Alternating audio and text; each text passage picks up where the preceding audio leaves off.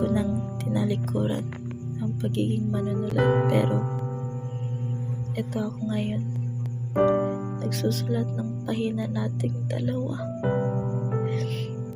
Kahit ako na lang naiwan sa dulo ng kwento. May 3 and 7 ng gabi. Yan ang oras na unang tumibok ang puso ko para sa'yo. Eksakto, maliwanag pa sa alaala ko.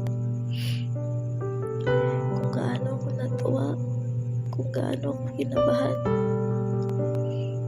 Akala ko noon, umpisa na ng habang buhay.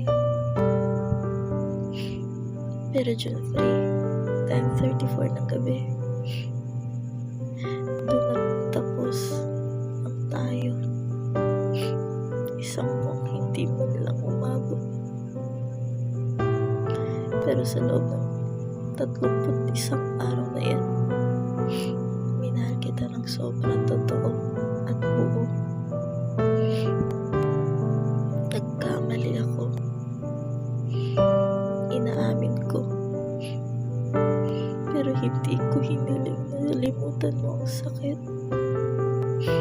Ang hinihiling ko lang nun, isang pagkakataon para naman sana mapatunayan kung kaya ko pang ayusin,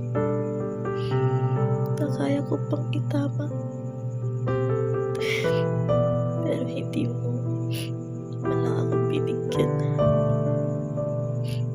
Patawad kung ako ang dahilan kung bakit ka napagod at nasaktan.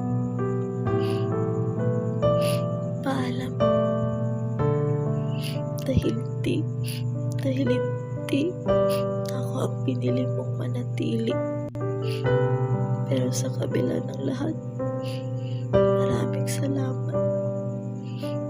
Dahil pinagbigyan mo ako sa huling sayaw. Yung sayaw na alam kong hanggang doon na lang. Pero pinili ko pa rin ibigay ang lahat. Kahit bitin. Kahit masakit dahil sa oras na yun, kahit sandali naging akin din. At kahit araw-araw mo akong tinatawag na Jejemon, nananatili pa rin yun sa puso ko. Kasi kahit sa pang-aasar mo, naroroon yung lambing, yung piraso ng tayo na hindi ko makakalimutan.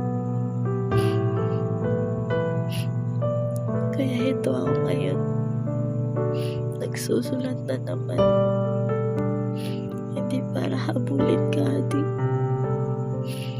Hindi para pilitin kang bumalik. Hindi para bitawan ang sakit. Sa paraang tanging manulat lang ang kayang umintindi. Mahal kita sobra, Adi. Hanggang sa muli, sa panahon, baka tayo'y handa na. Kung hindi man, maraming salamat.